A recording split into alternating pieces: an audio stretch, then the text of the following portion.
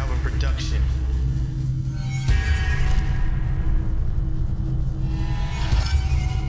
So if you want the truth, go to God. God.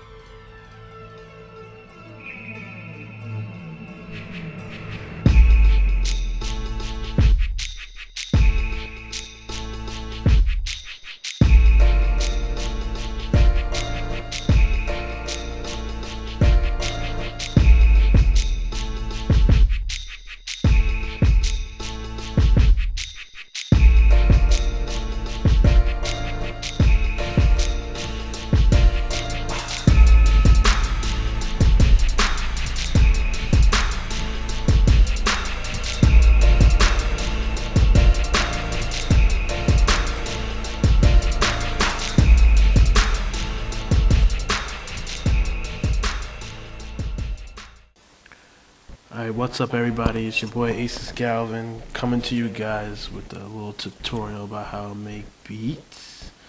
So I went and took this sample, and what I did was I just sliced it. So I have thousands of different pieces, and normally I usually do this because I like to have just a bunch of individual sounds to work with when I actually make beats. So here you see me actually going through each one. So I'm like clicking and then just going down and going through everything that I see.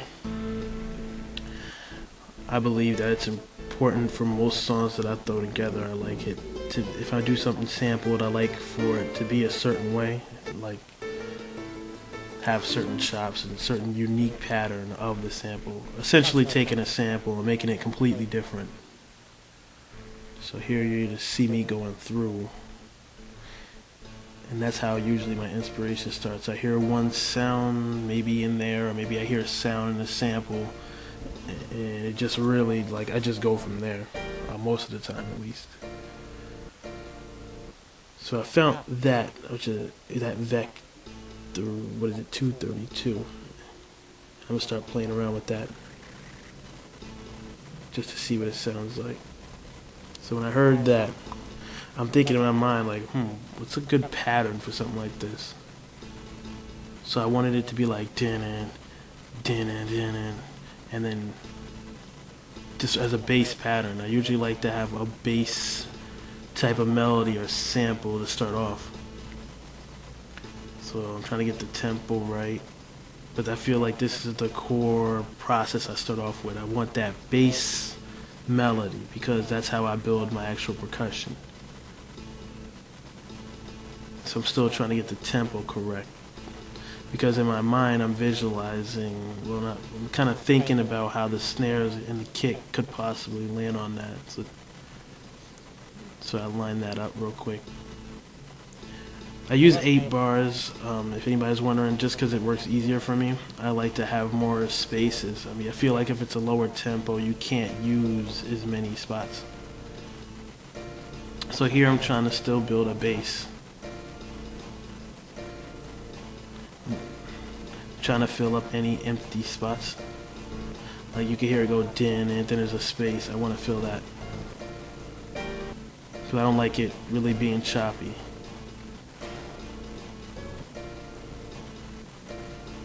And I still feel it's very important to have a good bass melody. Now here you see me messing with the timing. I'm trying to stretch it a little bit, but keep the pitch the same, so essentially it has the same tone, but I'm stretching it to fill those spaces that I can't stand. I'm not saying that choppy type of things isn't bad, but for this particular bass melody, I really wanted it to not be like that, because like I said, I intend on building everything off of this one melody.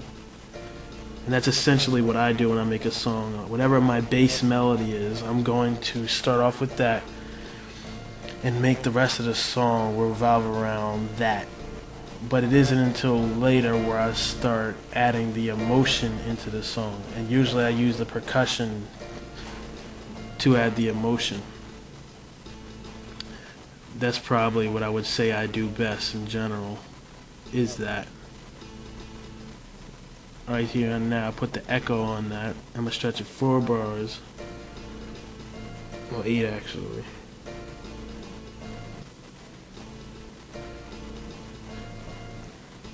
Still messing around with it, trying to get it correct. And I'm playing around with different patterns that I may actually want to use. So I'm just trying to pretty much come to a point where I feel like the bass melody is good. And what I wanted to do here is have it play 4 bars and then the beat change that next 4 bars. Just to play around with adding things on the percussion. Now you see me go a little bit lower down here to input 1. That's where I'm going to start on my percussions and build everything under that. I'm going to start off in layers. Depending on what I feel is in the melody, the first thing that I feel the melody needs, that's where I'm going to go. So I'm looking for, what I think I'm looking for here. Oh, like a particular noise, like a noise. Just something to make the song unique. I always start off with a very unique aspect of percussion. So I heard that and I'm like, lower the volume, and I take sounds and I never keep them normal. I always stretch them, change them to get a different sound. So essentially, if I had 3,000 noises, I can literally make almost 30,000 sounds off that one sound. Pardon me, I didn't mean to say voices, but you get what I'm saying. So right now I'm tweaking this first sound. I'm messing around with the filters, and I'm just trying to get it like a low undertone sound. I like the way that actually sound compared when you compare that noise to the piano. Now here's where I'm starting to build the actual emotion of the song. That's what I really like about the way I build things. I like to just really build on top, on top, on top with the same idea in mind. So right here I'm looking for the next sound. Like I said, I want to just keep building, keep building. Placement is important also. So now I'm just experimenting with different rhythms.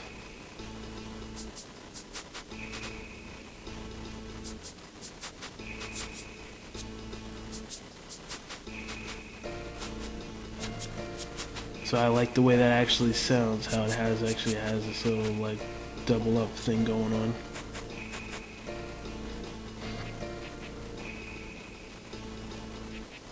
You know, you can see I actually made it more of a lower sound. Now, initially, if you remember, it was a high shaker. Now it sounds like a low shaker, like a little sub type of shaker. I do this because, once again, I love to have undertones. I like to have a lot of different things going on under my percussion. So that way when you listen to it, you can hear so many different aspects of what I'm really actually doing. It creates a different sound. Every song have a different sound, and not only that, it gives people things to listen to, because you may listen to the beat like maybe a month later and be like, yo, I never heard that part in there before. And that's like, I feel like that's like one of the best things about music in general. We can listen to something and then keep learning about the particular beat as you keep listening to it. I have a complex brain, so I think that's probably why my music's like that. So here, still building more undertones, playing around with patterns. So before I put the main actual snare and everything in, I want to just keep building on undertones. So I feel like it's kind of like a metaphor I like to use, that you can have an extremely simple beat be mad hot, and that's all good. It's like having one giant stone as your beat. I kind of like to have like multiple smaller stones of the same weight as the larger one with my songs. That's kind of how I like use a metaphor for that, if that makes sense.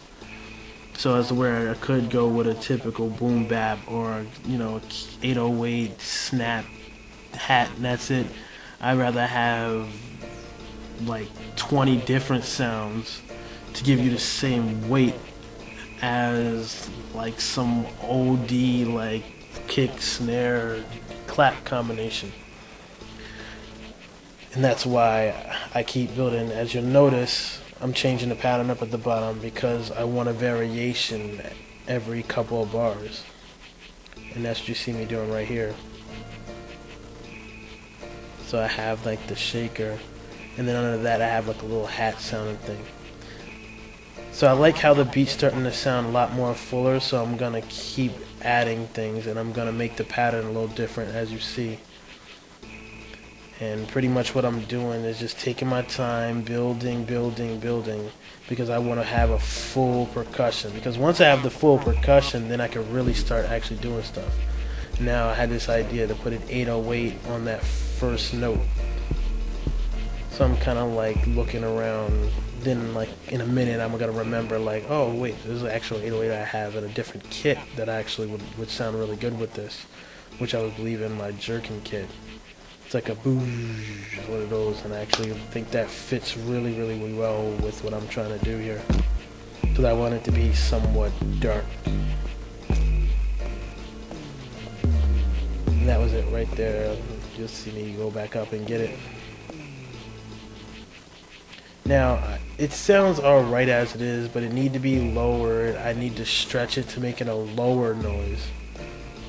Like, it's too high to match with the feel of the beat right now. So I'm gonna wind up lowering that later. But I just want to get the basis for it. This all goes with the process of actually making sure that the beat is full. You know, I like to make sure that I have a nice full thing going on. So right now I'm going through my snares.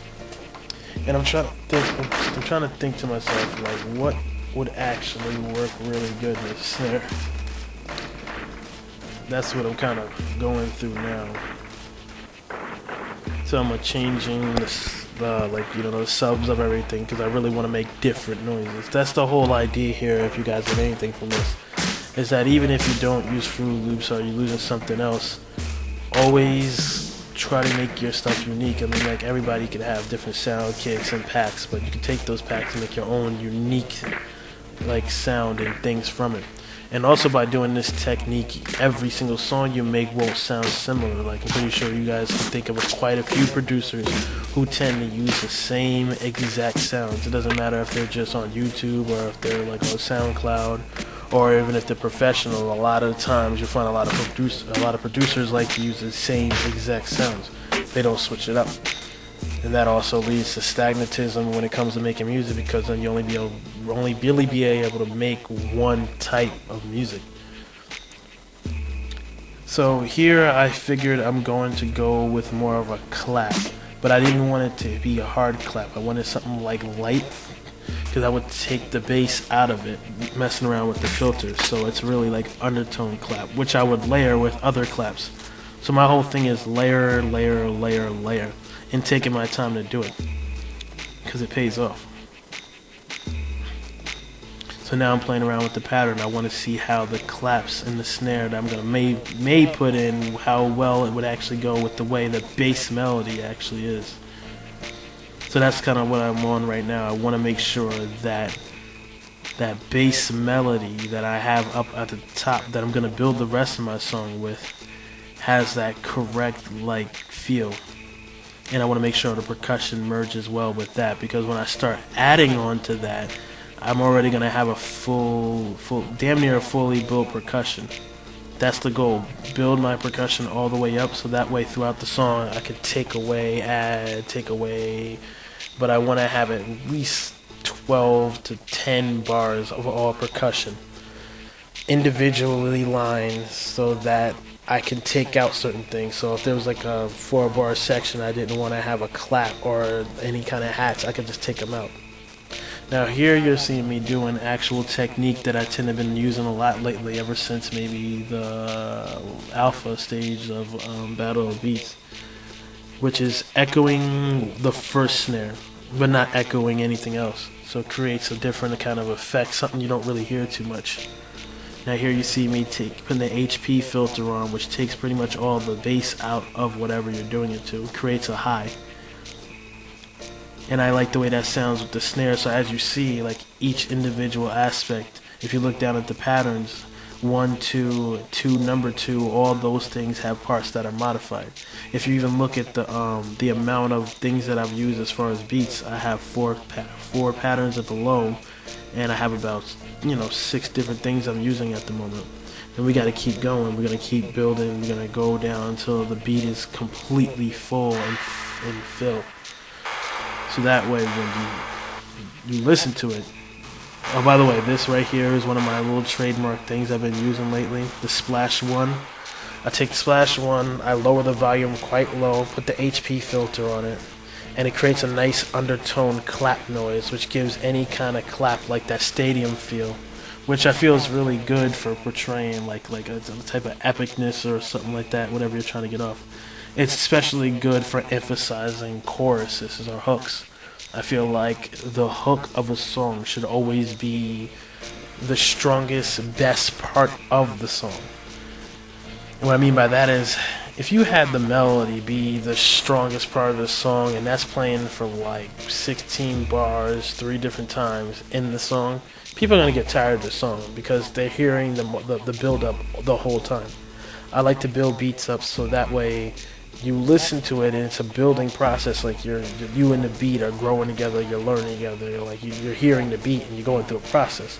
When you get to that hook, which only lasts like a little bit of time considering the whole amount of time of the song. Like, look at it this way.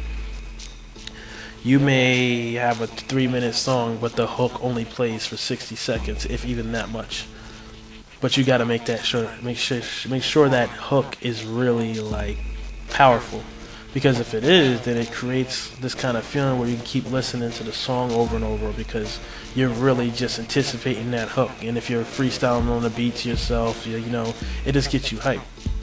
So as you can see, back to the beat, I spread out the 808 because I didn't want it hitting all crazy. And now what I'm working on is putting the kick. So now I'm gonna have like a contrast between the 808 and a regular kick. So I'm just looking for a good kick right now. And then the tricky part is how you actually decide to put the pattern of the kick. Remember, everything should be working off that bass melody because the entire rest of the song is going to be built off that bass melody. Now, people may not understand what I mean by that, but later on in this, you will see exactly what I'm talking about and how it works. Like I said, all this stuff that you guys are seeing, this is me being, like, me self-taught doing it. So it's not something that I was taught by anybody. It's just my natural way of taking music. Now, that bam bam kick, when I heard that, how punchy it was, I'm like, this could be really good. This can create a nice counter. See, the emotion I'm trying to portray in this song is like a dark, going through a fight to get to a certain point, but knowing that you're going to succeed type of emotion.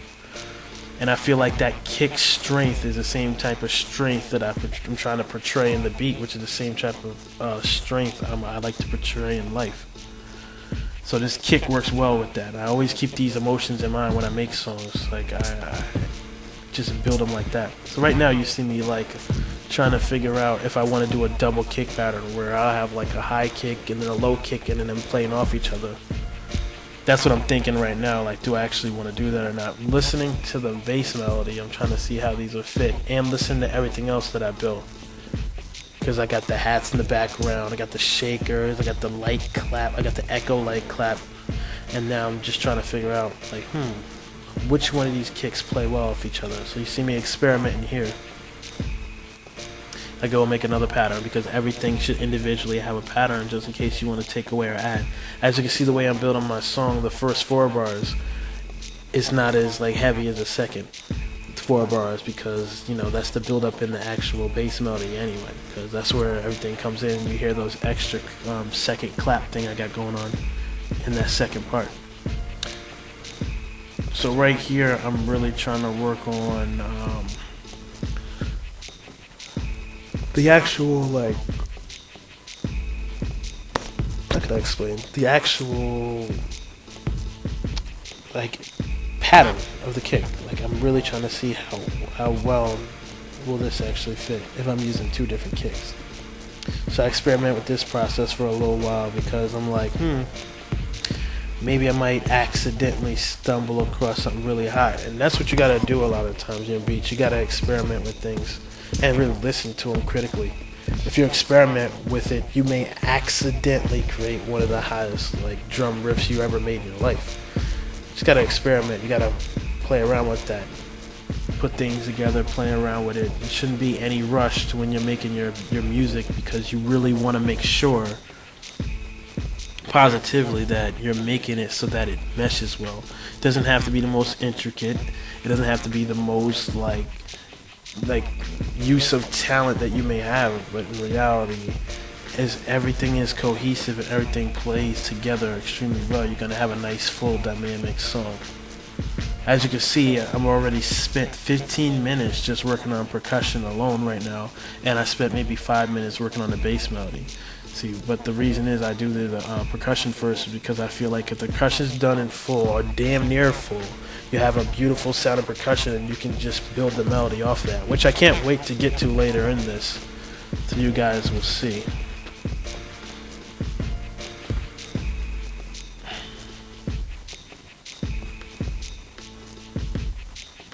So here you still see me like playing around with the drums, creating that every like 4 bars like stag thing that I've going there, because sometimes it sounds really good depending on what kind of beat you got. I like to do that a lot. It's just more of a rhythm based thing, so I really enjoy that. So here, I'm pretty much satisfied for the most part with this kick pattern. I figure I can't find another kick that actually meshes well with that, so I'm just like, maybe I should just use the same kick twice. That's what's like going through my head right now. But I have the 2 kick patterns, and the reason I have those is because I want a build-up, so I want it to start off a certain way, and then when that extra part comes in, because I always change up, I like to have a 16-bar verse, and the first 8 bars be a build, and the second 8 bars in that 16 be the strongest part, and a beautiful transition into whatever powerful hook I have. So right here I'm going with this little sound I like to use, because it creates a nice sound when you actually alter it a little bit. And it fits really nice when you actually like put it every couple of bars. You guys might have heard me use the same technique in my Phoenix Wright remix. And I just think it's dynamic. Like, it doesn't need to be in the song. It's, you know, there's plenty of other things in there, but cohesively when it's all together, it fits really well. Right now I'm just playing around trying to figure out exactly what kind of unique pattern I want to have for this voice thing. Shout out to PMC though for that cashmere kit. It's definitely been helping with me a lot. I love like having new sounds. It creates new inspirations, and thanks to PMC I actually was able to it helped me get through making 777 kind of quicker than I initially thought it would take. So shout out to my niggas PMC. Link will be in the description for him. So here I'm still building, and I'm thinking to myself at this moment, I'm like, alright, I got the kicks, I got this little shaker thing, let me save it before I lose my information, because I really like the way it was going. Call it light work. But yeah, so now I'm thinking to myself like, alright, let me add a little bit more to the actual beat, and then when I add a little bit more to the beat, I might be able to start working on my melody. That's what I'm thinking. And as you guys see, I like to name each individual one of these blocks for the most part, because I like to know exactly what everything is, so that way when I want to take away or add, it's not hard. I can do it in an instant and it's nothing.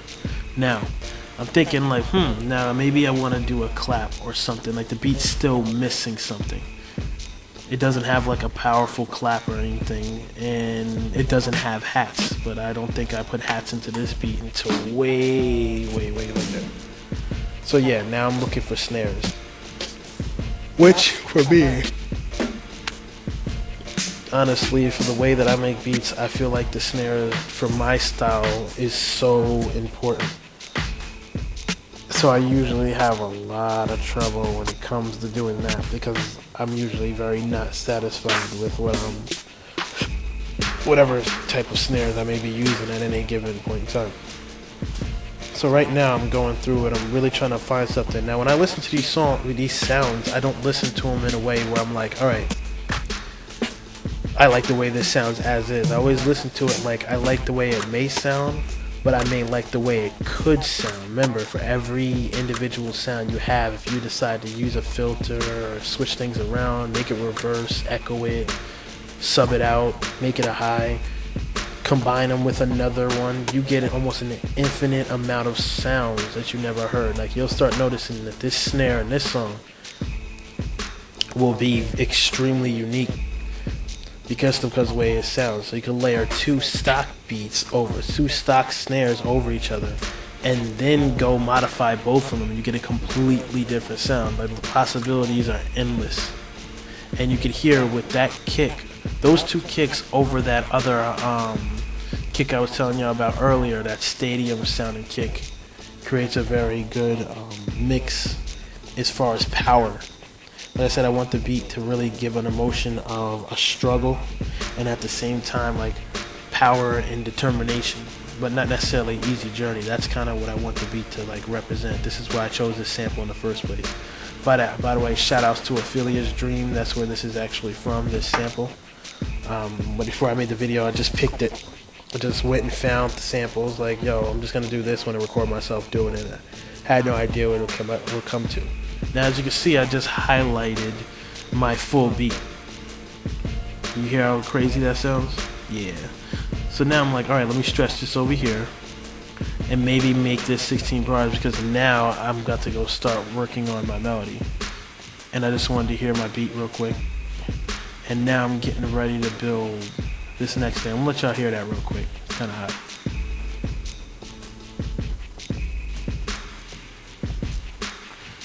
So we're gonna highlight that because now I'm gonna work on new melody, but I want to keep the feel of the first one, and this is what I'm glad we got to.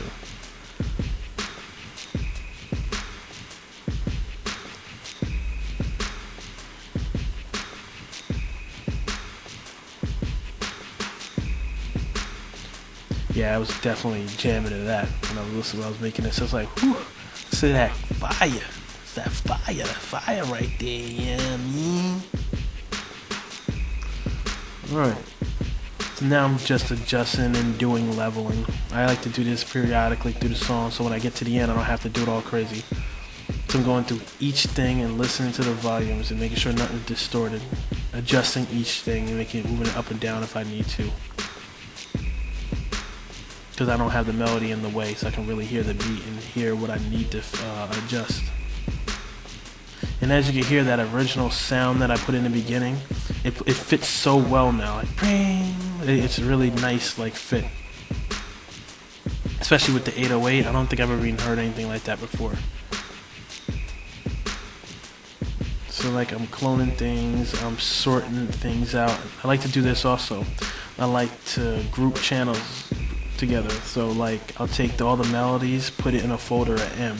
Take all the slice beats and put those in a folder. Take all the actual beats, like the actual sounds, and put those in a folder.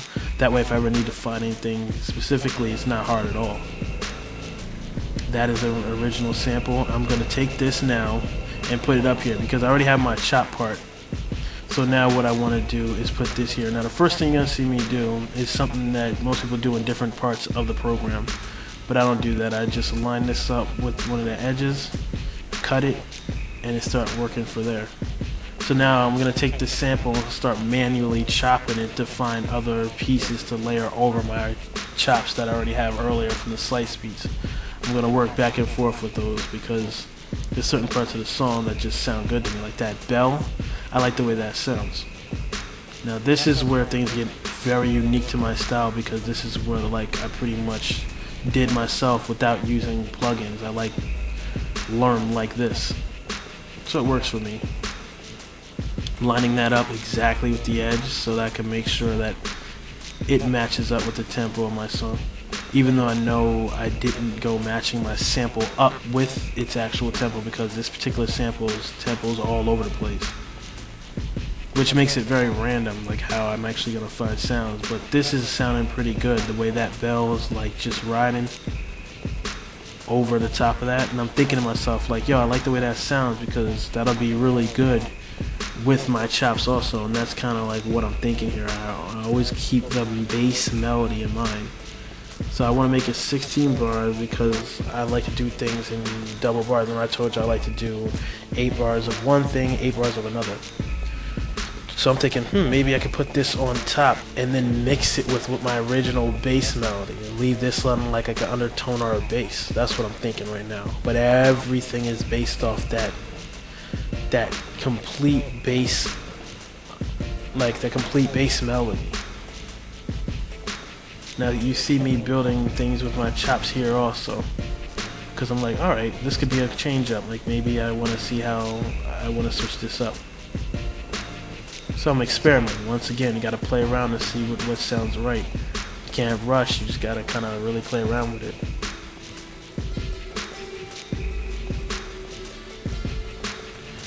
And I noticed that that part of the sample is not good. So I make this unique, which is something unique I do. Change the name, and I put it in a folder with the original sample. Now that's separate. I know some of you guys do that in way different ways, but that's just the way I particularly do it. Because if I want to stretch them or anything like that, I can. And I can also put them in the pattern box and do things to them like that too. So here you hear me playing around with the echoes because I don't want to have any spaces in this new pattern.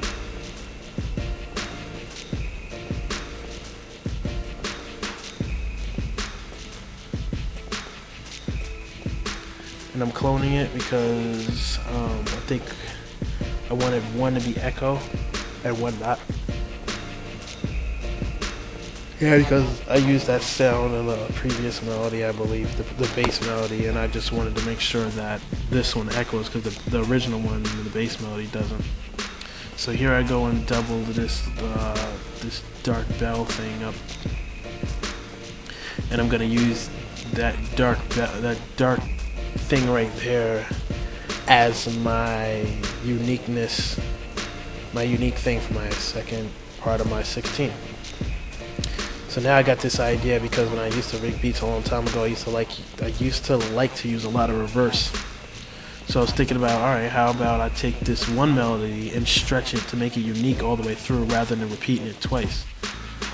So I made it the first one forward, and I was thinking about making the second one go backwards and then transition that backwards into an actual chorus of some kind, because that would be the next thing I'm working on. So here you see me actually integrating the beginning of that bass melody in with a different piano melody part at the bottom.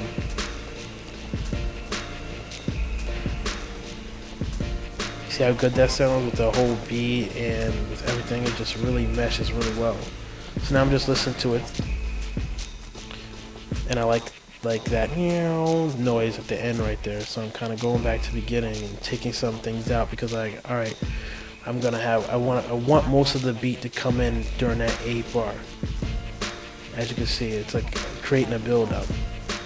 And even right there, I feel like there's just too much still in there, because it's the exact same pattern as I have in the 8 bar. I mean, the last 8 of that 16. And I don't want that. I want it to build, so when that drops to that last 8 bars, it really comes in. So here I'm thinking about just using the original like bass melody and see how that plays, or just taking it out completely. So once again, I'm experimenting, seeing which sounds better.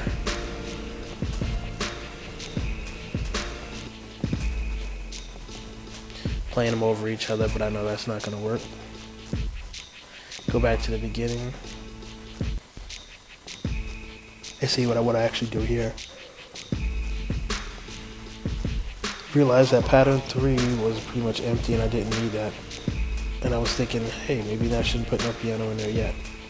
Once again, still experimenting. I took away the high noise, and I think I put it in for like 2 bars.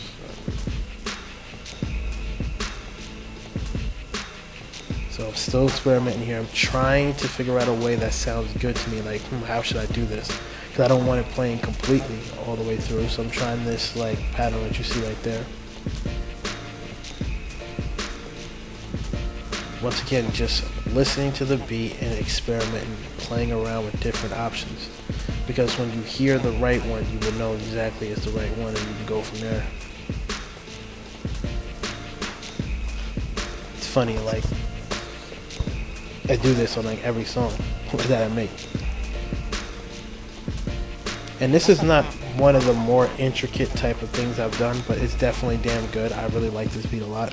Plus lately I've been keeping things a lot more simpler, because there's a talent and there's a skill in simplicity. If you can capture that, then it's damn good. Now here I'm thinking to myself, like, alright, these two different melodies, this pattern 2 and this pattern 3 does not mesh well in the same bracket of a 16. So I'm trying to experiment, like, alright, maybe this works a little better. Because I start them at two different places, it just throws it off. So I just figured I'd just get rid of that whole thing, period, because I just rather have it be one particular melody. And that was sounding a lot better to me. So at this point, I'm pretty satisfied with what I'm working with here. I think I'm gonna still make some changes. I'm like, alright, I gotta make sure this 16 is mad hot, because as the percussion is based off the bass melody, then you get a verse, you get an entire 16. Then I'm thinking to myself, alright, this verse is gonna be the basis of my hook. That's that cohesiveness I was telling you guys about. So what you see me doing here is getting ready to mess around with the hook. So now I'm going through the sample, and I know that none of this stuff goes well together, but I have a confidence when I make music, and everybody should, that you can make anything work if you keep at it. So I hear this, and now if you guys listen to this tempo, it's ridiculous. It's like, how the hell am I supposed to do this?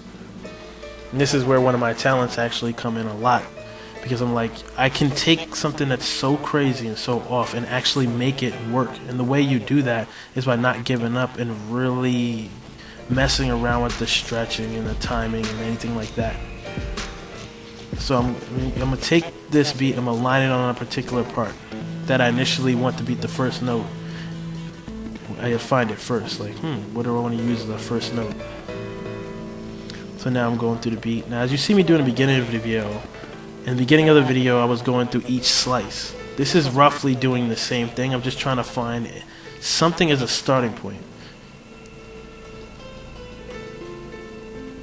Listening for those starting notes. Like, what can I start my hook off with? I'm looking for a dynamic, powerful something.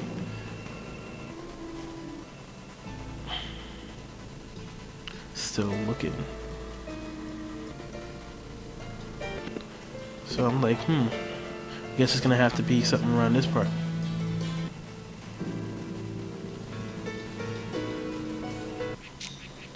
And as you see, I didn't give up, going back through it one more time. And I'm like, alright, I'm going to cut this down. I'm going to make this unique so I can start changing it around. Because if I try to change it beforehand, it would be changing the entire sample. So I call it May Hook. This stands for maybe it could be a hook, something in here. So now I want to zoom in and I want to start this on one of the notes.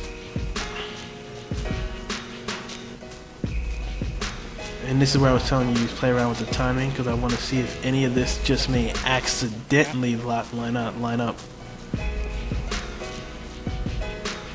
So this is where a lot of experimentation comes in, but if you can get this, it works very well. It creates a very unique sound if you can take something and just really stretch it or twist it. Now as you see, it's going higher and low. As far as pitch, I'm not worried about that, because once you have the actual timing, you can reset the pitch and it'll make it back to normal. And that's what I'm kind of playing around with. I'm trying to get those notches that you see to line up correctly, but they're not basically, like, they're not really on tempo, so it's kind of tricky for me to do. But I don't give up. I'm going to keep playing around with it, keep stretching it, and see what I get. Now I hear that and I'm like, that sounds pretty good, but it sounds too slow. Maybe make it even slower. Maybe I can stretch those things, those notches, and get those notches to line up. if you look, you can see I'm trying to get them to line up, and I'm gonna keep stretching them and keep pulling it back, keep stretching it, pulling it back to see if I can just get them to line up. And all I needed to do was just line up for about that, only that variation of that hook.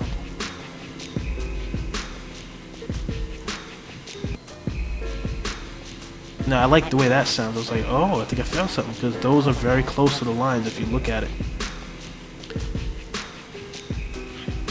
And I'm like, uh-oh, I think I got me a hook. So here I'm getting relatively excited. I'm like, yes, son. Now I'm thinking about starting right on that point. You see how it's kind of close, but it's not really there yet. And I really like that, because that melody right there is very similar in sound to my bass melody. So I know it'll be very cohesive. So now I'm moved in on the view, and I really want to make this fit. I'm determined at this point. So I'm like, alright, let me stretch it, let me move it, let me see what I can do here. I took the snap off so that way I can have more freedom when I'm moving and I'm not stuck to each line. And what I'm really hoping for here is to just make this fit. I can alter it, which you'll see me do. Look at that, it's almost perfect. Almost. Still a little short. And that last part, like I said, I'm not really worried. Those first 4 hits of those notes, that's what I really want to make fit. Now that sounds very good right there. And I was thinking, alright, maybe I'll just cut one of these pieces and then move it over, something like that. So you guys can pay attention and see what I'm doing here.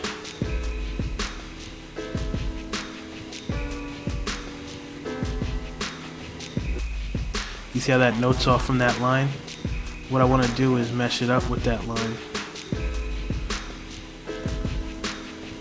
And then make sure that on that May hook that I actually have the cut it option on, so that it just cuts it off.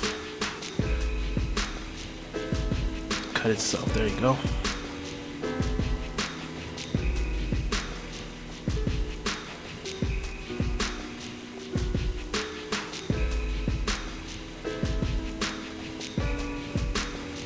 So I'm like, alright, this sounds pretty good. I put the cell back on, chop it at the beginning, chop it at the end.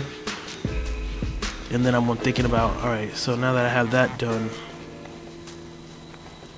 do I want to save it? And I want to transition. And so I go back before that, and I'm like, alright, let me listen to the transitions in the sample before that. Because maybe I could use that as an actual transition on my actual song. So I make this unique because I know I'm going to have to stretch it. I only want it to be like 2 bars. So I know I'm going to have to change the timing of it and all that stuff, but that's fine. I don't mind. So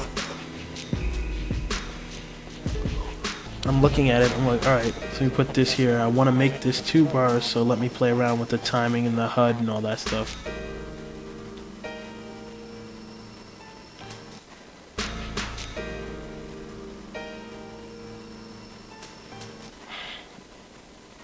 So I'm still playing around with this transition, because I feel like the transition into the most powerful part of your song is important.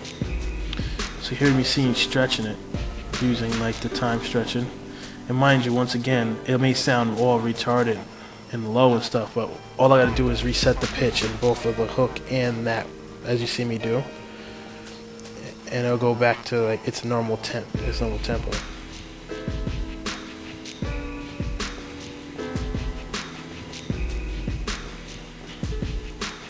As you can see, if I go back again to reiterate, all of this is still based off the bass melody, because the bass melody was first, the percussion was built off that, and now you can see that I'm building everything else off the percussion. It creates a nice cohesiveness, because I know I can come right out the chorus with the same beat, the same type of flow in my beat, and it will perfectly fit with everything else that I've done thus far.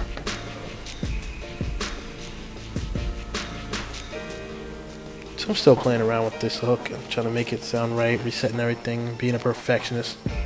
Trying to see if like the anything meshes well with that. Like right now I'm keeping it relatively simple before I start going adding mad details. I just want to get this all lined out first.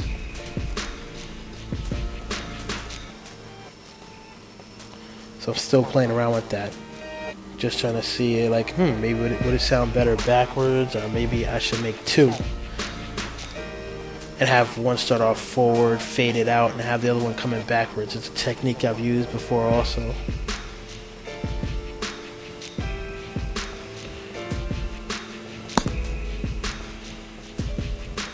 So as you can see, like I really like to experiment a lot. And that's how I've learned a lot of these things, by just playing around with things like that.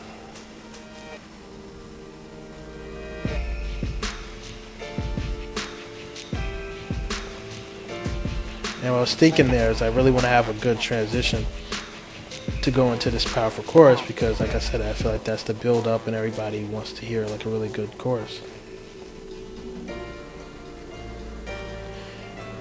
Now, I'm gonna make the chorus 8 bars. By the way, I kept the bars on the screen, I kind of count them because I stretch them and the tempo's faster. Every one of those 2 bars I consider 1. That's why when you look at those bars I have, how the numerical value of them is 8. That's just how many individual little like notches it is. But I do that because like I said, I like to have more options. I could easily make the song, each one of those bars be 4, and cut the tempo in half, and it would work well like that, which would be somewhere around 78 beats per minute at 4 would be equivalent to 156 at 8. I might be wrong about that, but I'm pretty sure that's about right. So here I'm listening to some other things. I really want to try to make sure that I have like a nice solid sound here. I'm like listening for other parts. Like I may want to actually take something forward in this sample and actually use it for my second verse. That's what I'm thinking about now. Because the bass idea between my hook, my transition, and all that as well. So now I'm like, maybe I could use this like bassy like trombone, violin, I don't know what the hell this thing is, cello.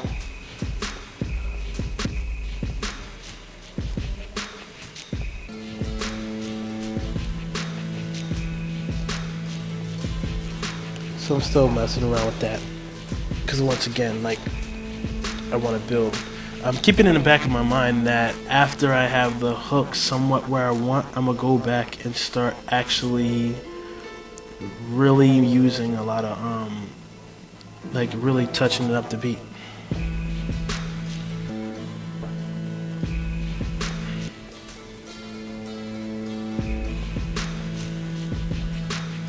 So I'm still playing around, experimenting. As always, like that's one of the main key concepts here, is to experiment with these things.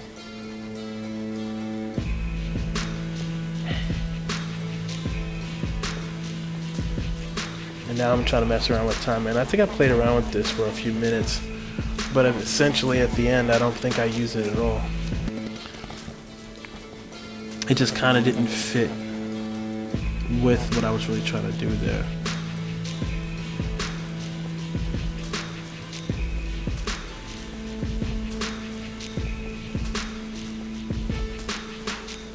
If you look at it, like how it lines up on the bars, it just wasn't working.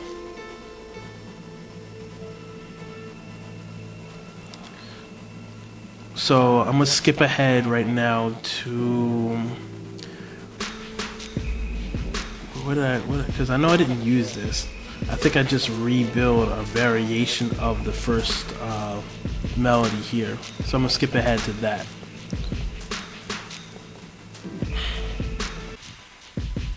Alright, so here we are at 48 minutes and 48 seconds. I'm looking to like you see me have an intro. I have my intro for my hook. Now what I'm really trying to do is polish up on the hook itself, so I want to close also. And that's pretty much what I'm be working on now. I want a nice little like something to close the melody of the hook. So I'm thinking maybe if I put the intro backwards it'd be a good way to go out. But it's not. And I already took apart a piece and I named it close, like this little piece where like you hear like a nice little like orchestra type of like ending. I have to move this over because like I said my hook's gonna be 8 bars. And I'm gonna try to put something in close on the last 2 or the last 4 bars. And that's what the close sounds like. I figured if I laid that under,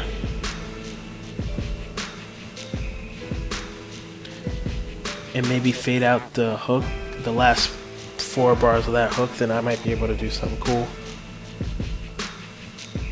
Or just let it rock by itself.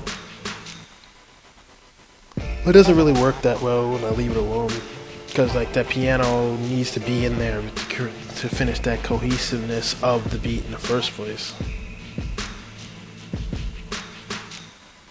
So once again, back to the same concept. We gotta make sure we experiment. I know it's tedious and it's like a little ridiculous, but it makes for a good quality beat. And if you put that kind of work into every beat you do, you'll just have a way higher quality of song.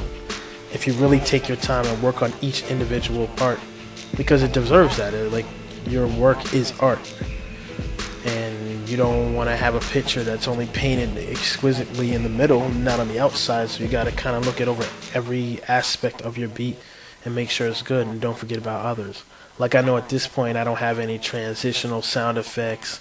I don't have anything specific for the hook. The beat for the hook is the same exact beat for the melody, and I can't stand that. I don't think people should do that at all. If you have a beat for your melody, that's cool, but you should definitely make sure that your beat for your hook is more powerful and unique. Because if you don't have a unique hook, then you could probably get away with it, but I wouldn't suggest it.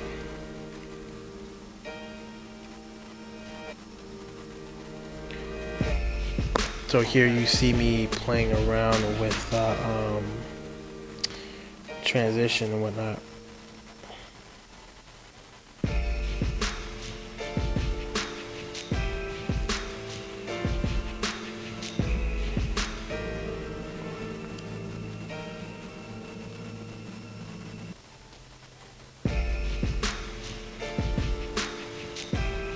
And I'm thinking to myself like, this would be better just to go forward rather than have both those reverses, and like a verse and forward and back. It just seemed like a better idea. And I'm still going over this. I'm thinking to myself like, do I actually want to start getting to the specifics and adding things? I'm just really working on the intro and the outro of the hook.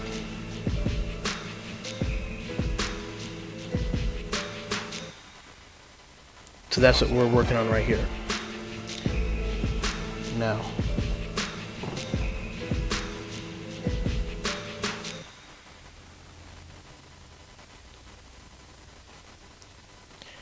I want to make this the last part right here its own individual thing, so like I'll lower the volume on the end of it, like make it fade out. If I didn't make it a unique, everything else that you see that says main hook would have faded at the end of each cut.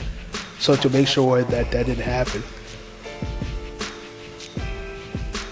make it unique, make it a unique sample, rename it, and then you can change the properties of it. And I keep all those things in a separate folder because those are all like the waves for this song. So if I wanted to send this song to somebody else, I would just take all the sounds that I use, put them in one folder, keep those waves in one folder, and send them the FLV file. And essentially you can load it up on a computer and have it, which I might possibly do, but then again I don't think I probably will. It depends. If it's requested, I might.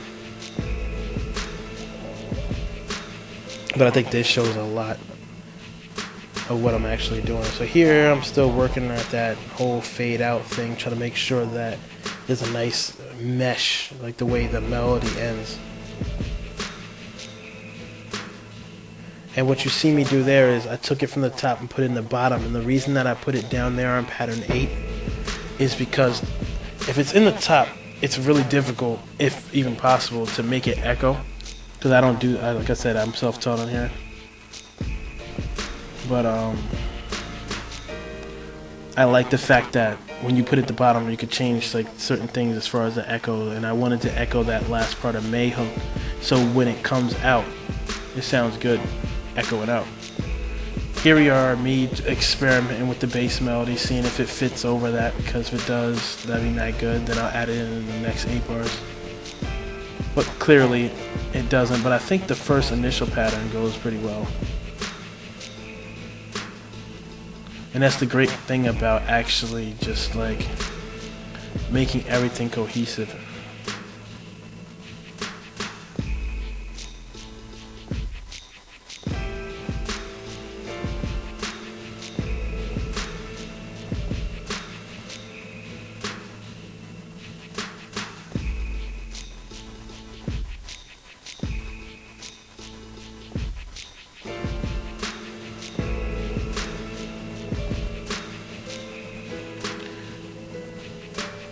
So here I'm still playing around with the close. I want to put close in the bottom too, so I can echo that, and possibly leave May hook without an echo at the top, because I didn't like the way it was sounding. Once again, experimentation.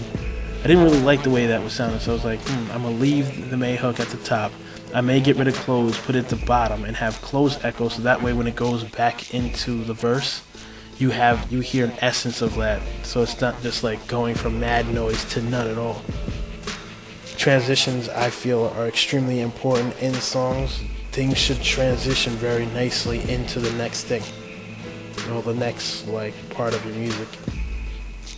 Transitions is pretty much like very important to my style.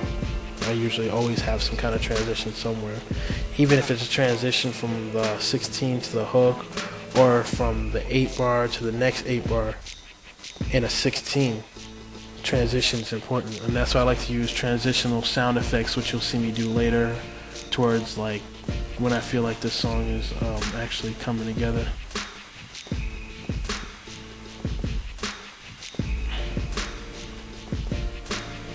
So right here I'm going back and I'm working on transition, and I'm just making sure the whole song sounds good. And once again, I'm adjusting the noises of the new sounds I put in.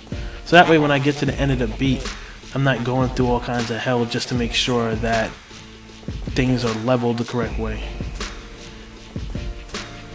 And once again, over here you see me actually playing around with this, like, alright, I've done enough of this beat, it's time for me to start adding some hats. Because it's still missing things. I just only made it like up to a certain point so I can build everything else. So now I'm like, alright, this needs some hats. So let's go back. Now as you've seen, I went from the bass melody to the percussion to the second part of the melody to the hook to the transition, the beginning, and back to that. And now here I am about to go back to the percussion again to touch it back up.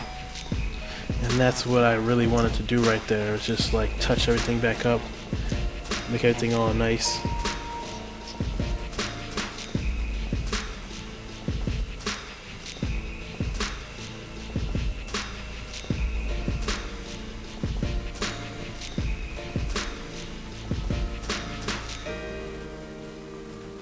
So right now I'm kind of listening to this little ding noise I've just found. I don't know why, but I really just like that bell. I like abstract noises really, really low in the background. So that way if you really listen to the beat, you'll hear these little weird things in all my songs. So here I'm going for a certain type of hat. I want something that's like an 808 hat, because I think it would go really good with that snare. But it's going to be tricky for me to find it, so I'm like messing around with many different hats. And I have an idea for the pattern that I actually want with that, but I need to make sure I find the right actual sound. As you see me build the beat, I like to experiment.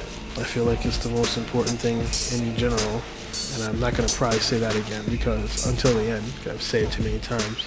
Here we are, an hour in though. Let's go. So I like the noise this is creating, like that echoing type of noise. It kind of matches with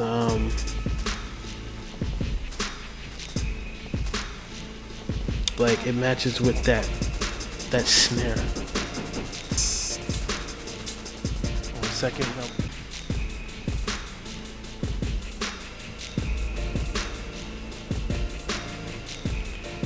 I'm just playing around with this hat pattern. I know that's the pattern that I want, but I want to make sure that it's actually like the right sounding hat. And I really do like that hat because, like I said, it has a nice echo, like studio-ish sound. I like that.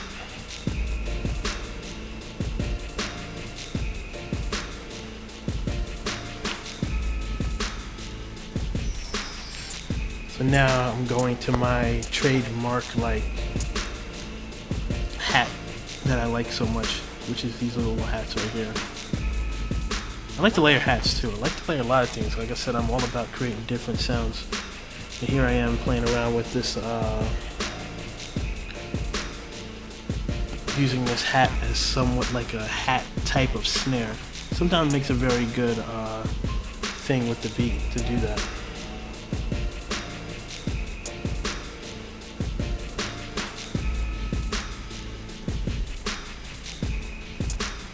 Still playing around with the hat pattern. I want this to sound official because I have an idea in my brain of what I want it to sound like, and it's getting there.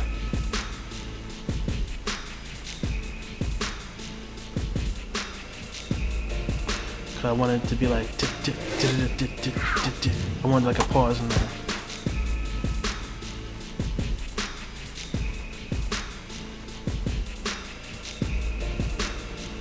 And you see, like I have it just looping over and over on that first thing because I really just want to make sure that the hat is good. Adjusting the volume because I don't want it to be too strong or too high. And I clone it just in case I want to create a like a hat game beforehand. So that's why I cloned it to keep it the way I had it because I like the way it sounds. Then I go back to the beginning and see if I could just take away some of these things that I already have and see what that sounds like, because essentially what I'm working off is the basis of the finished hats. So I'm trying to think about like, maybe I actually want to do something like that. So you see me lining it up, and I'm just playing around, experimenting with this in particular, trying to see what sounds alright. And there goes another like one of those step patterns that I like. But when I heard it transition into the other hats, I didn't really like the way that sounded. So I'm trying it with the second hats.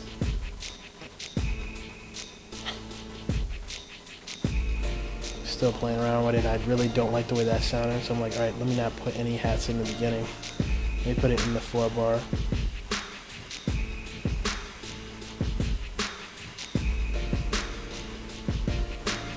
None of that sounds good to me, so I'm getting relatively frustrated at this part. I'm like, alright, let me try to double it up every other.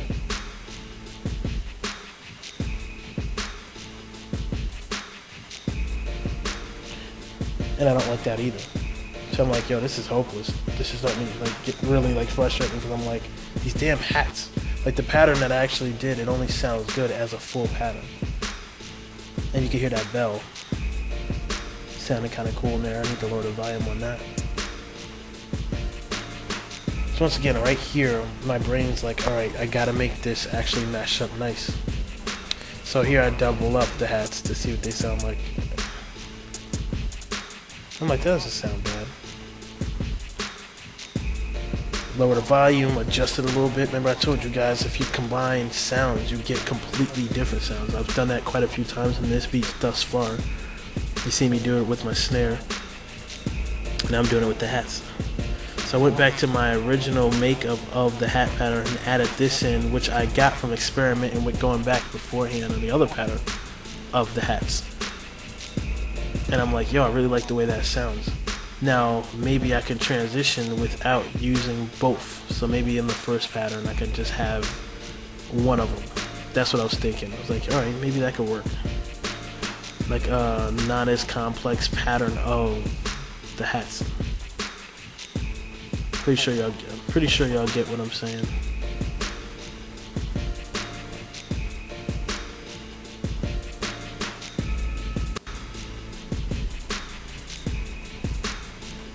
So here I clone it again, and I'm thinking, all right, let me make this even more simpler and keep that pattern I have right here there. Give it a name. I think I have to -1, hats 1-2, and then I forgot what I named the top one. Probably like full hats or something like that. Yeah, hats full.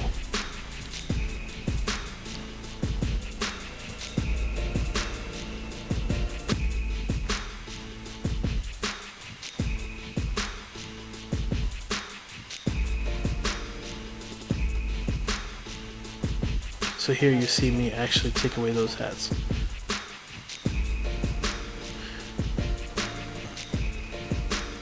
Because I'm like, alright, I'm gonna have these hats in the beginning of that first 8 bars. I don't want them having the dynamic feel like the other hats have, because what I'm trying to do here is I'm trying to make it so,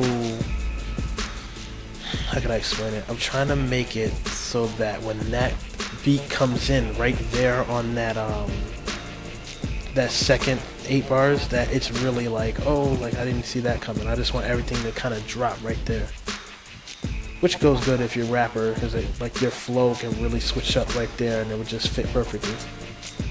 So here's me still playing around with hats, thinking about switching them up, because I don't like the way those sound by themselves.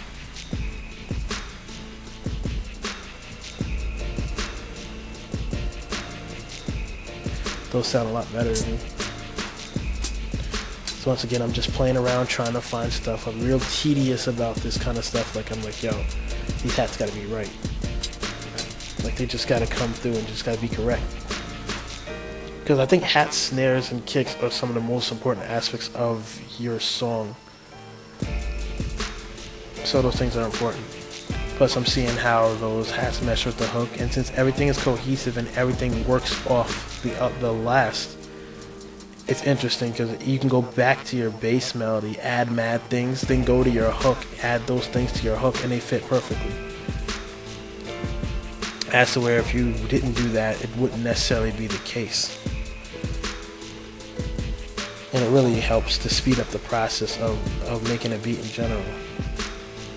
So what I'm doing here is make a complete separate bar for a hook. So what I want to do here is have a complete beat add-on for the hook, where I make that /1 thing I told you about a lot louder. I want to add kicks. I pretty much just want to make the hook dynamic in its beat, which is what I tell y'all earlier, like I don't want it to sound exactly the same as everything else. I want the beat to be all kinds of crazy but different, but still the same. The best way to do that is to take the same beat you have and add more to it, if you can do that. Because you've already seen I added a lot, but because the way I build these things, I can still always add more. So here I am just playing around with the kicks, like, oh, I like the way that sounds compared to like the hats. And if I didn't do the hats first, then I wouldn't be able to really like focus on where I could possibly put extra kicks.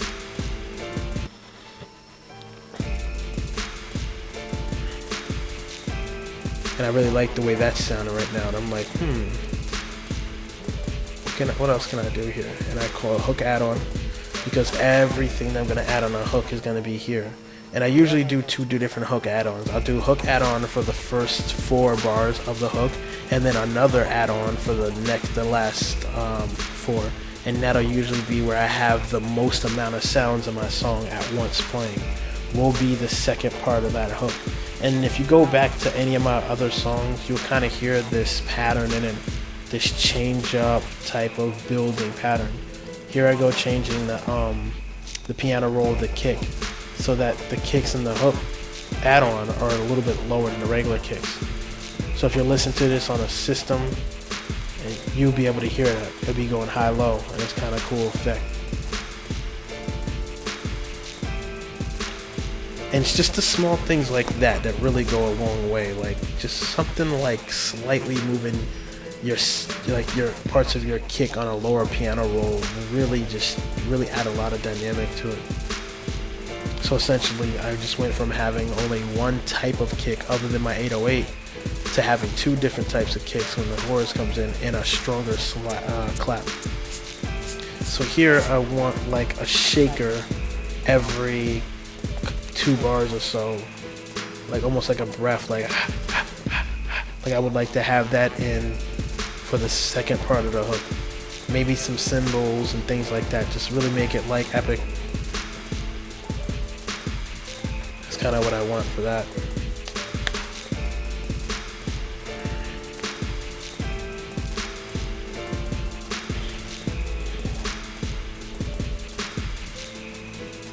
So here I am creating the second part of the hook. And I'm going to try to play around with these shakers. And here's where I'm just going to start fooling around with stuff. I'm like, alright, let's see what sounds good compared with everything else I have going on the beat.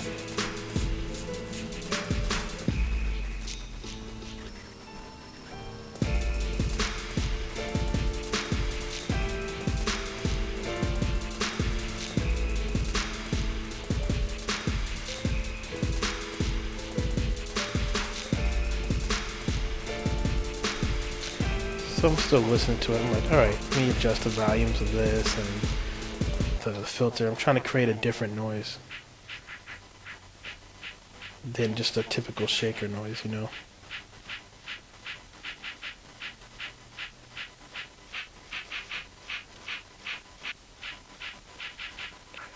So I'm still playing around with the filters, messing around. And I think at this point I was getting pretty unsatisfied with that. And I accidentally clicked on that shaker rattling thing. I was like, I could use that later. So I threw that in there, that straight rat. So I could probably use that for an effects. Like, you know, some kind of transition of some sort. Have that little shaker playing. So at this point I'm like, alright, I'm not going to be able to use a shaker like right off the bat that I like, so why don't I just double up on one of the shakers I already had, and what it'll do is make a louder sound. And when you mix all that together with all the other sounds, it doesn't sound distorted or anything. It just makes it louder and it gives it a nice effect.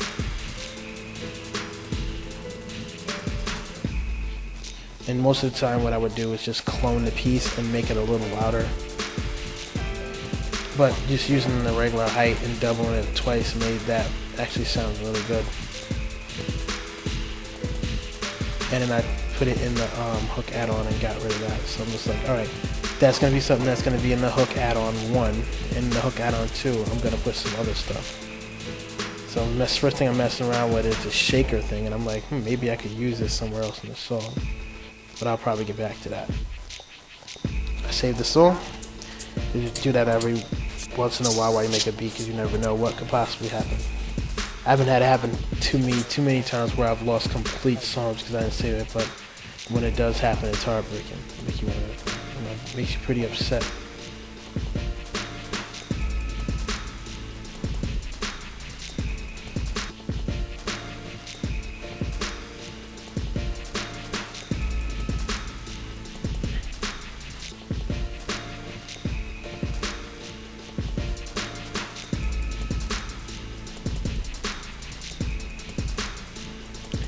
So here I'm still messing around with these add-ons, trying to figure out exactly what I want to do. Right there I'm adding a hat transition. I'm like, maybe it'd be just cool just to have like 8 bars transition into like the hats, which is something I probably did one of the first times not too long ago, but I really like the way that works. And because of that, I was able to get rid of these other hat patterns I had initially because I don't need them. I just call that hat intro, put that right before the bar where it transitions, and bam, nice transition.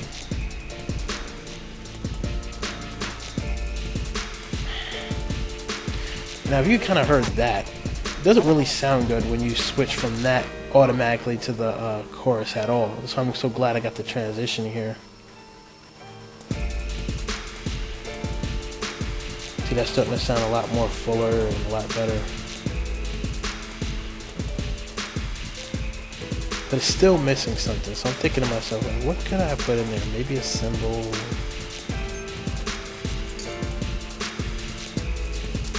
Just going through some more shakers. Like, yo, do I have anything else better I want to use right now?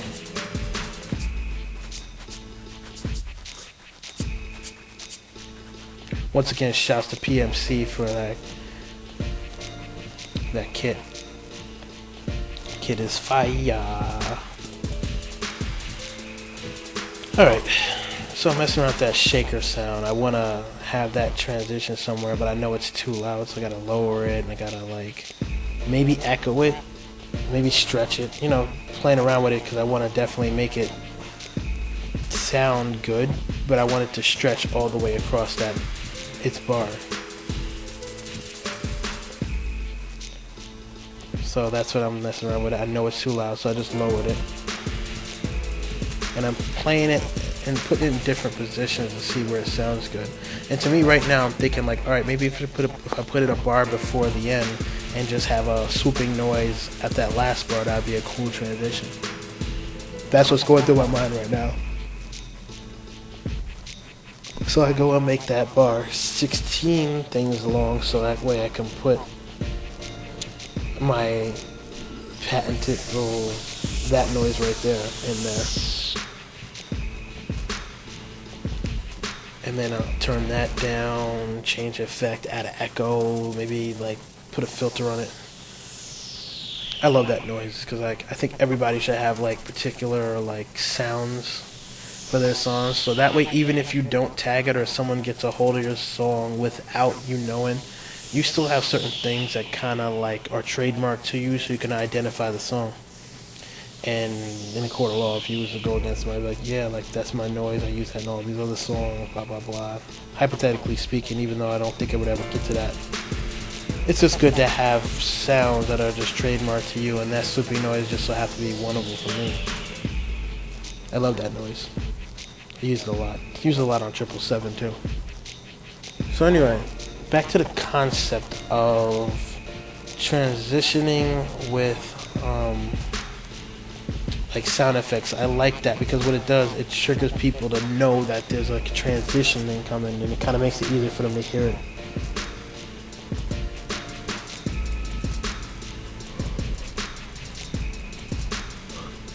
So you can kind of see this is coming along. What I want to do here is start working on this transition to see if I can get it to sound right with effects. Because now I'm kind of working on touching up the hook and touching up the melody, so that way when I make my second verse, I don't have to go through much because all the percussion work and leveling and all that stuff is good. It makes it a lot easier for me to just work with that.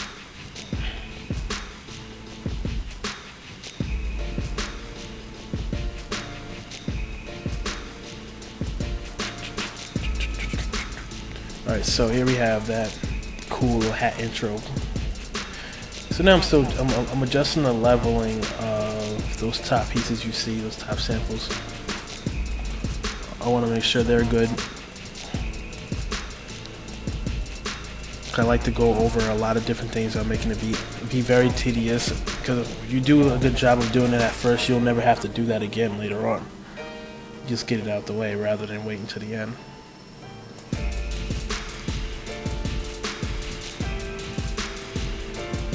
So right here, I'm just listening to the melody. I'm like, all right.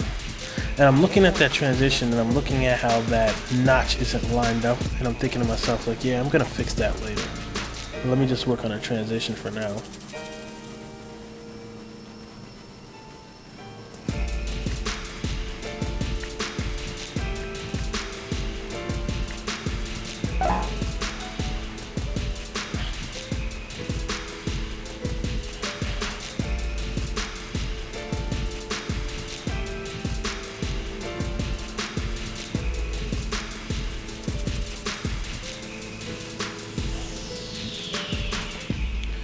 So yeah, I'm just still listening to this stuff.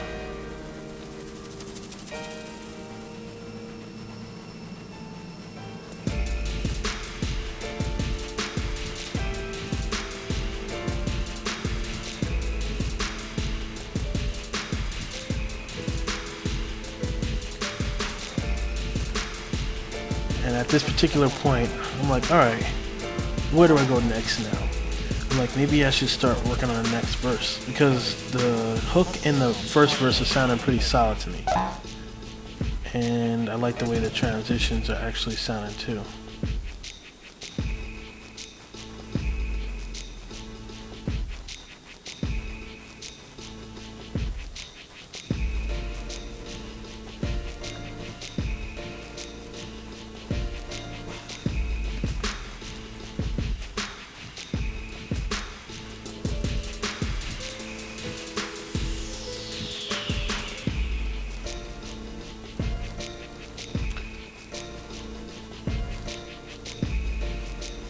So here, just copy the first verse over because I want essentially the same sound for this verse. Normally I wouldn't do that, but I actually really wanted to keep that bass.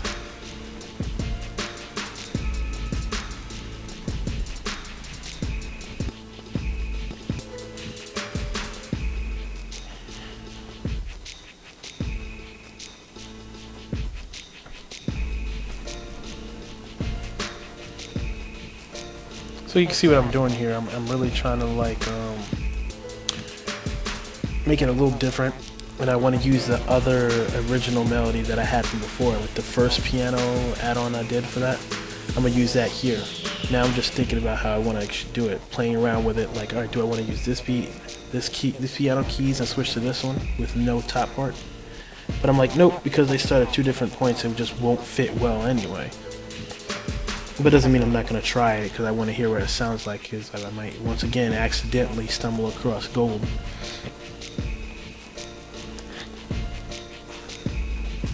But I like the way that sounded like that, so I'm just like, alright, let me use my original pattern. That way the first verse and the second verse are essentially similar, but they're not.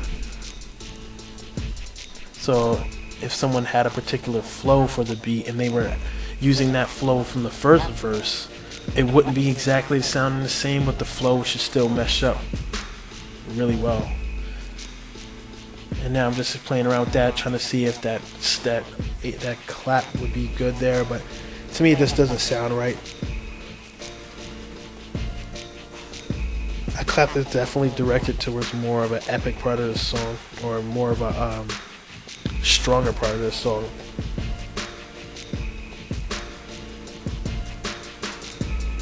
So they go to a hat intro again that I love so much, and that cool dark feeling over the top. And you can see like I'm still playing around with stuff, just want to make sure everything is right, and I want to make sure and be absolutely positive that it can't be any better than that. And if it could, then I want to make it that way. That's the kind of mindset I want to have about these things. I want to make sure that they come out right. I want to make sure that they have that flow. And here I go playing around with the fillers again, and I realize I don't like actually having this thing as covering the whole screen in a 16 bar. I'm like, let me just separate it and just make it more convenient. So I think I'll make this song 2 verses, but I'm getting to the point in the song now where like details are becoming like more listen. Like I want to make sure that once I start feeling like I'm getting to a completed song, that I really want to focus on detail a lot. And that's kind of the point I'm getting to with this beat. So I'm like, alright, I need to add something else to this hook. So it's pretty much me going back and trying to mess around with those shakers again that you guys see me like stop messing around with earlier. So I was like, you know what, maybe I should go with a cymbal. I mean, cymbals would go good with the feel of the song.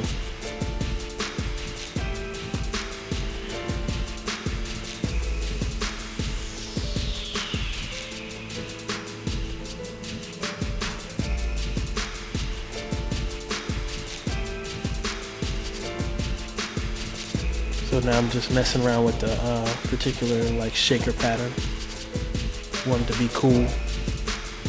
I think essentially when you're adding all these little things to the song, it's just pretty much making everything cohesive, giving people something to listen to. Really, that's the kind of way I look at it. I like to give people something to listen to. It's a song. Essentially, it's music, and I want to give people rhythms and things they haven't heard before. So that way, when they listen to the song, it's all like good.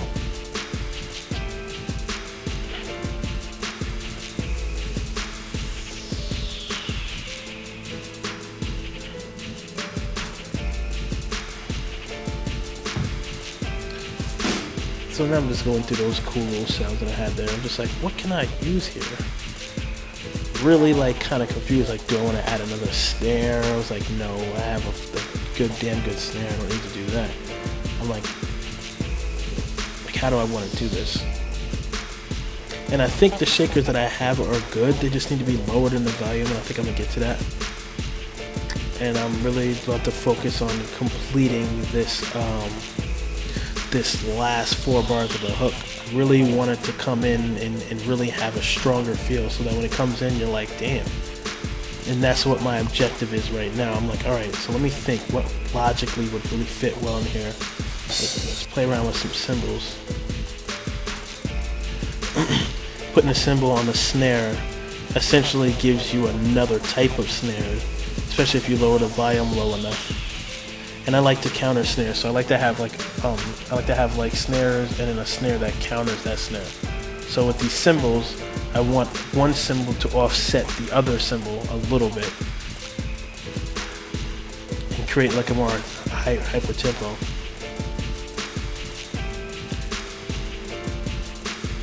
So you can hear me just once again, as you guys are starting to notice from watching this, you can see how I like to really put things in some crazy places and just really see what it sounds like.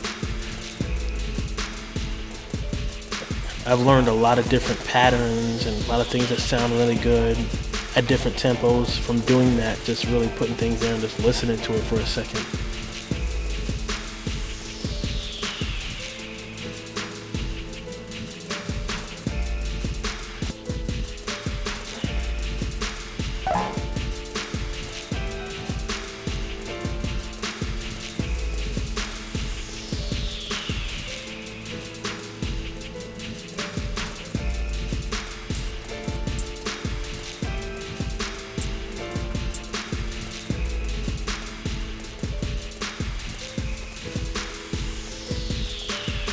Alright, so I like the way that kind of sounds. I'm like, alright, it has a nice little feel right there. Now, what do I want to do now?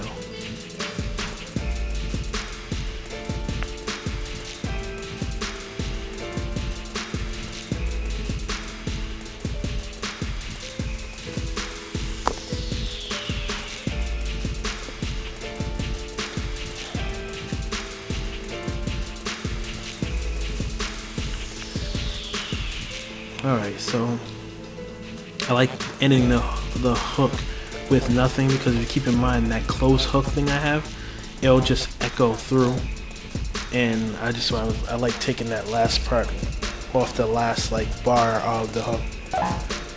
I think it just sounds good. And I want to make sure both hooks are pretty much exactly the same, so you see me going back and forth checking each one.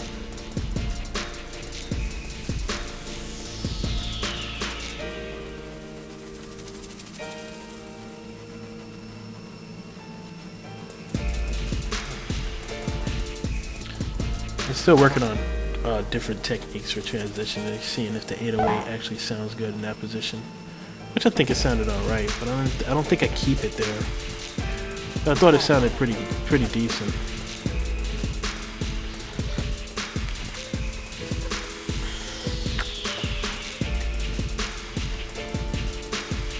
As you can see, when you listen to this song, I'm like, yo, like it's really starting to sound pretty damn good. And when I get to this point where I start realizing that the song sounds completely like complete, almost, I usually worry about intro and outro at that point. Yeah, I do my intro last, kind of. It's crazy, isn't it? So right here, I'm just messing around with a potential outro. Like, you know, just a typical cut off of the song and stuff like that. But I usually do that at first because some songs end really well like that. but this particular song, it would sound better if it actually had like a an actual like legitimate ending. So this is what I'm pretty much messing around with here, putting the close on the last bar and see what it sounds like just having that play after the hook ends. So I'm getting to the point where I feel like the song is pretty much complete.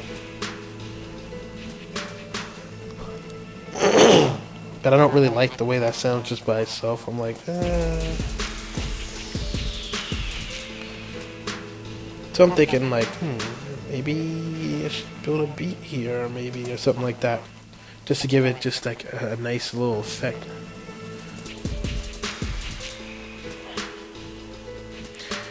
You can notice like even all the way at the end of like the whole process, I'm still trying to make sure that my level of effort and dedication to each part that I'm doing stays up there. You don't want to slack or get lazy just because you're at like the end of the beat, or you want to get it done, or you know, you only really wanted to make a hot verse and you know, you didn't really want to pay that kind of attention to everything else. Nah, you got to keep that up all the way through the song. Every piece of the song deserves that kind of like attention and delicate care to make sure that it comes out the right way. Now here I put the chorus there because I want to slowly take away all the chorus for the last part and just have it like end, because I think it would sound better like that. And that's, once again, I have no idea if I'm going to actually keep it like this or not. I just want to check.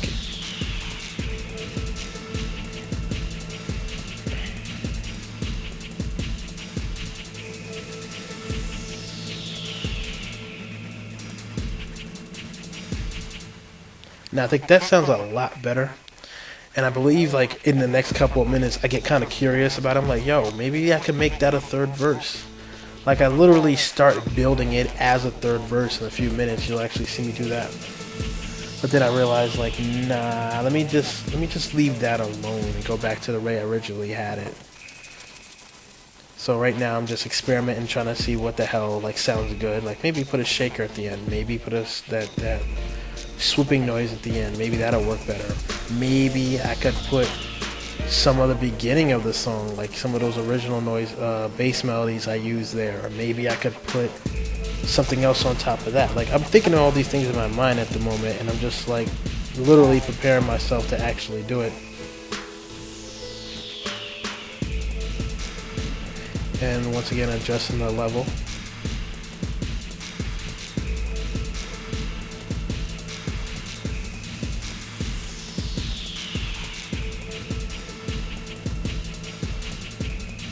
And I think that sounds really cool the way that is right there.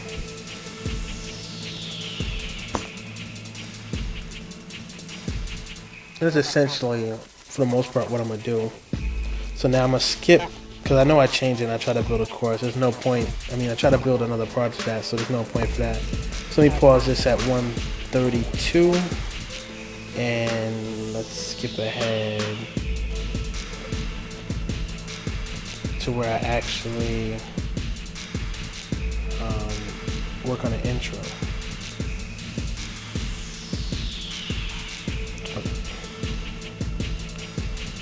So essentially, I kept the same thing, and I'm gonna go back and start working on the intro. So I take the whole beat and move it back. I save it, I move the whole beat back like 8 bars, and I take the sample back out just to see if there's something I could use in the sample in the beginning. So I'm gonna highlight the whole song so I can move the whole thing back 8 bars and see what transitions well. You move the bass first, like the whole pattern is, if you have patterns, and you move the top part. Once again, I don't know how you guys exactly do your songs if you use the same program. I have a self-taught process, which you guys are seeing now. But if you do use that way, you can do that. I'm pretty sure there's other ways to do everything that I've done so far. So here's what I'm doing now. Now I'm working on finding an intro using the sample, but I didn't want to use the beginning of the sample because that's just like, I don't know, it's just too easy, so to speak. And considering that the part that I actually use doesn't start off with those noises, it starts off with like a guitar, like that dear no, that thing. I want to make sure that I find something that has something like that towards the beat. Its intro. Everything must be cohesive, at least the way I do things. So I don't want to start off with a freaking piano when I'm coming in with a damn guitar. Just wouldn't sound right. Now with this, I'm using the same process you guys see me use when I did the hook.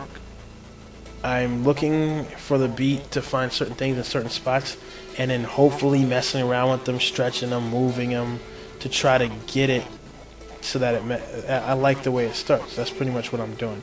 So here you'll see me use a lot of like my experience of using the program right here. Because I'm really listening and I'm really looking and I'm cutting. I'm like, all right, let me just cut right here, move this over, and check all this stuff so that make sure this all comes out good.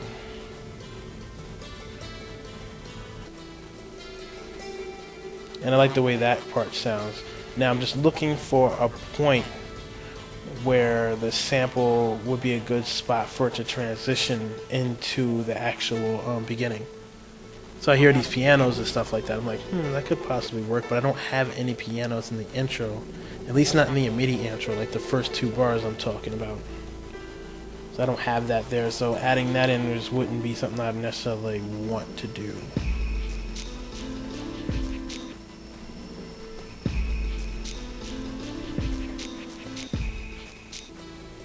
So out of that, what I found, I like this little block I have going right here.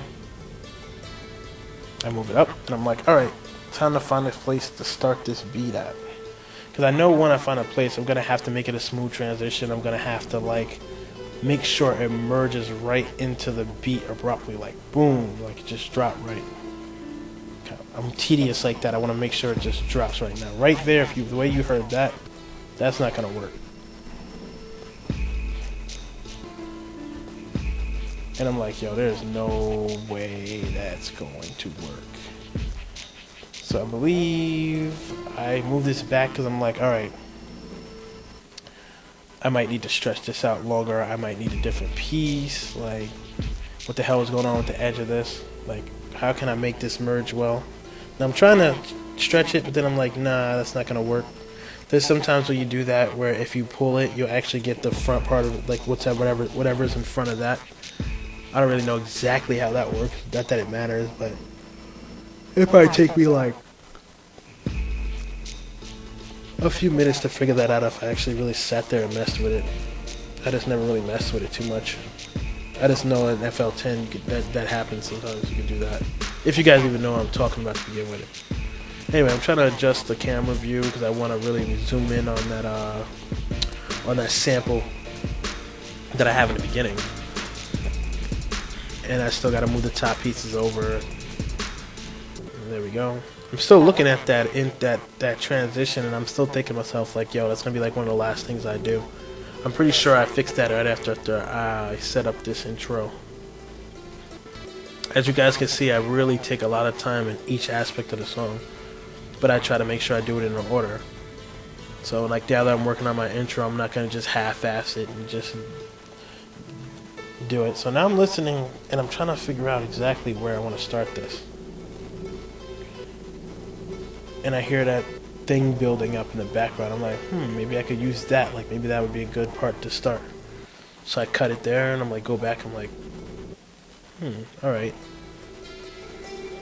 And I'm also keeping in mind that I have that close thing in like on reserve. So I could possibly put the close there and then have that build up because I know that's a good build up already because I used it, and then just fade out that top thing and then go straight into the beat. And I know that the close hook thing is also 4 bars long exactly, so I could just really just use that and put that swooping transition thing on it and have it drop straight into the beat. So I could do that, and that's what I'm kind of thinking right now. I'm like, all right, maybe I could just set that up nice and do something along those lines.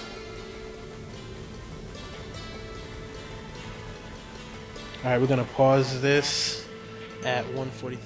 Let's go. Alright. So I'm still working on the intro here. I'm trying to get this actually set up the way to to where I feel like the merge will be good.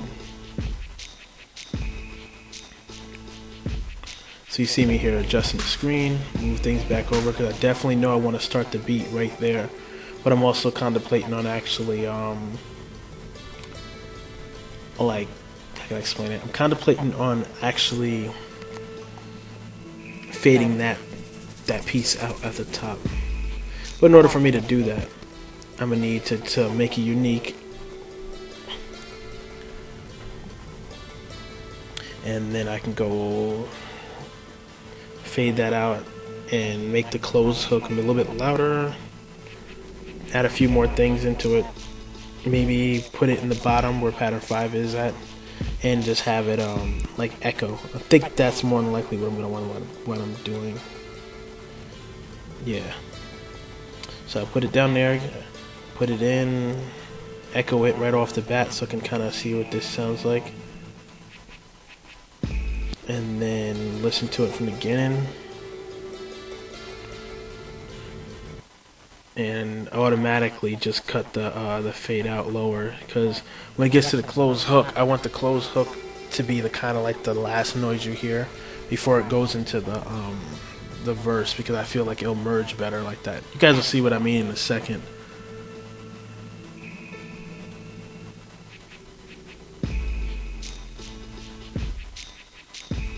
I move that up so it's an exact 4 bars, and I'm making sure. And I add that filler piece, which is the swooping filler. Get the swooping little noise.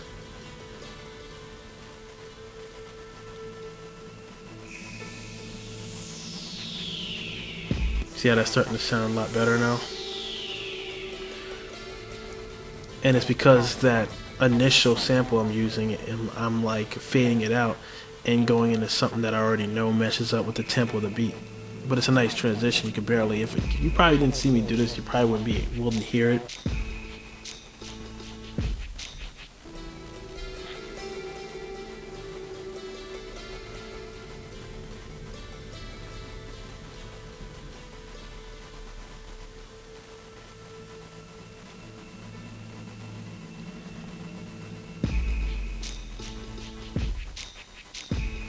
And I like the way that sounds. Like when I listen to it, it just sounds nice, cohesive, and simple.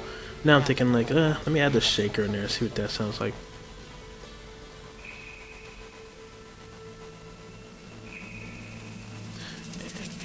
And I really don't like the way that sounds too much,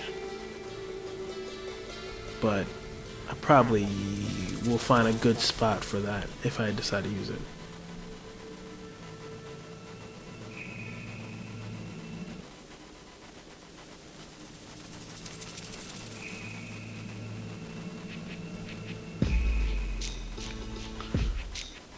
So once again, you guys can really see how tedious I am with these. And this, like I said, this is one of my like relatively simpler beats because I really wanted to keep this under 2 hours. I wound up hitting 2 hours almost exactly. But normally on a beat, like a real crazy, like one of those 777 album beats or things like that, usually take me now roughly 6 or 7 hours. And you can kind of see like if the way I'm doing this, and just imagine like each verse is individual beat, individual everything for each verse. It really makes it kind of like time consuming. If you think about it, with this beat I actually mimic the verse over, so it's pretty much essentially like me doing one verse or one beat and just adding to the beat and adding all that stuff. But normally for most things that I make, each beat, everything has like its own thing, and they all deserve the same type of like tedious like effort.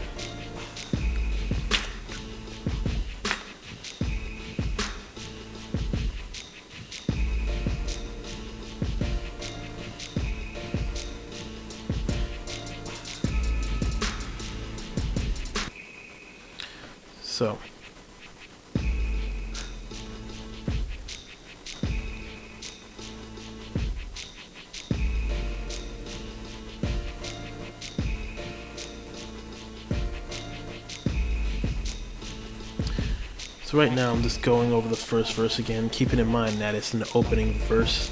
So I really want to keep it really simple until it drops right here. So I'm just altering that a little bit. This is like my last finishing like touch-up work on stuff.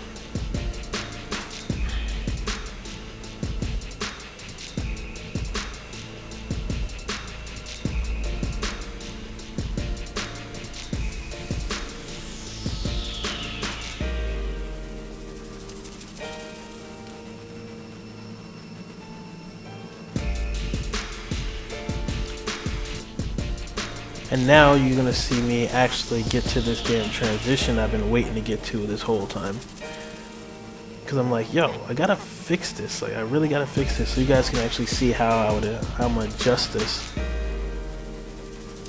I'm like listening to it and I'm like, yo, is there any way I can make this sound like better? Like I want it to be more on beat. And I realized that the only thing I could do is just really stretch it or shrink it. So the first thing I try to do is make it half the size, I believe. And this is the final thing I do to this song too. But I realized that doesn't work very well.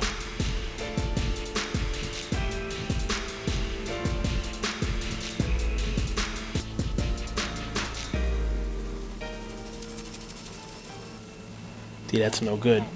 So I'm like, alright, if I can't make it shorter, maybe I should make it longer. Long enough to that second sound lands right on that. And that weird distortion you're hearing in it, that is from stretching the sample.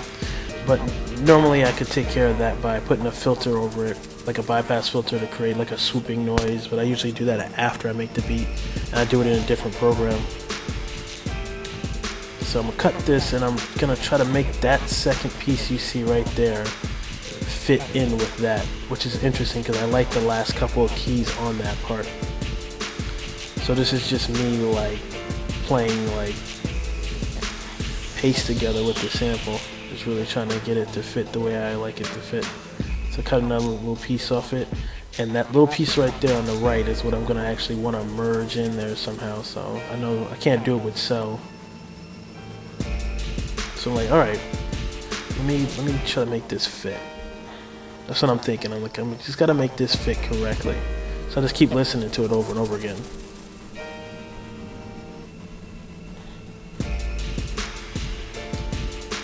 And I go back a little bit because I'm gonna retry to do this.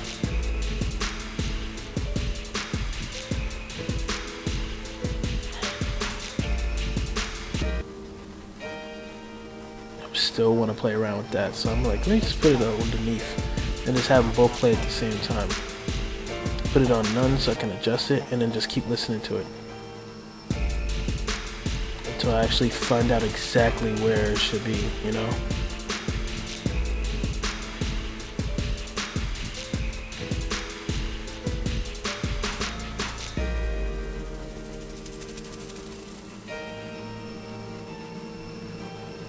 It's almost there. Like when I heard that, I was like, "Ah, it's close, but it just needs to be moved just a little bit more."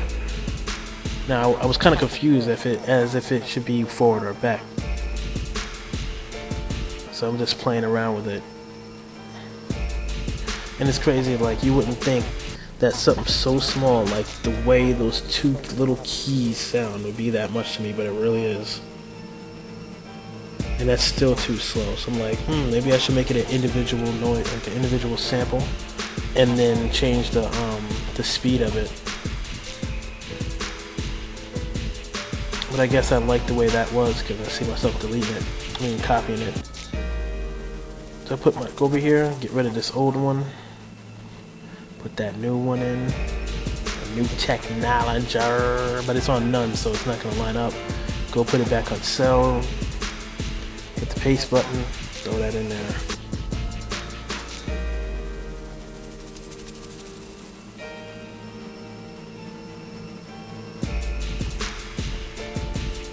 So I'm still not really satisfied with the way that's sounding. I know it needs to be moved, but I don't know which direction. So I make it unique. And now I think I reset it.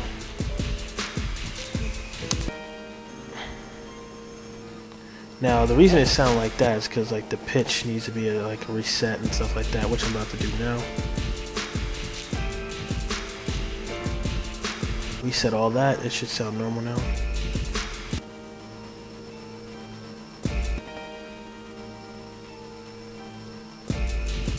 That sounded a lot more like right. I think I just need to move it forward or back a little more.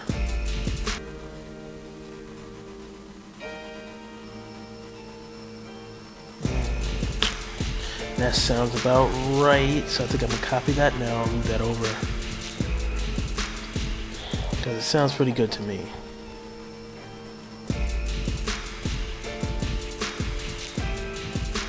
And now you really get to see like how tedious I am with these. When I was younger doing this, it used to take me double the time to do a song because I wouldn't use any of this top stuff that you see. I would only primarily use slices. So I would build entire melodies just off slices. And I still can do that, and it creates a very unique, interesting sound. But I definitely like the more efficient way of using these little sample cuts that I make.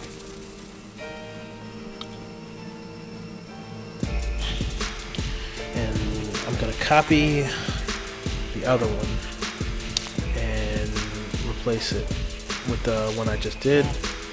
And pretty much that's like one of the last things I did, wanted to do in FL Studio on this beat. Everything else I would use Cool Edit Pro and do that, but pretty much you guys have just watched me create an entire beat from scratch primarily. Not from scratch as in sounds, it is a sampled beat, but you watched my whole process, the tediousness, my tedious ways, all the patterns you guys rode out with me for the last 2 hours, and that's what's up. I hope you guys learned something about this, like how I actually do these things, and I hope that you guys can benefit from it, because I'm telling you, it's all about that work. You gotta put that work in and be on point and persistent the entire time you make your beat. As you can see, the whole thing here, that's pretty much what it looks like. And I keep my beats at the bottom, I keep my melodies at the top. Most of the time I'd have way more melodies of chopped up things, but this beat just much more simpler than most of them. I really hope you guys enjoyed, and keep a lookout for some more stuff. I may do another one of these relatively soon. Alright, Ace is out. Peace.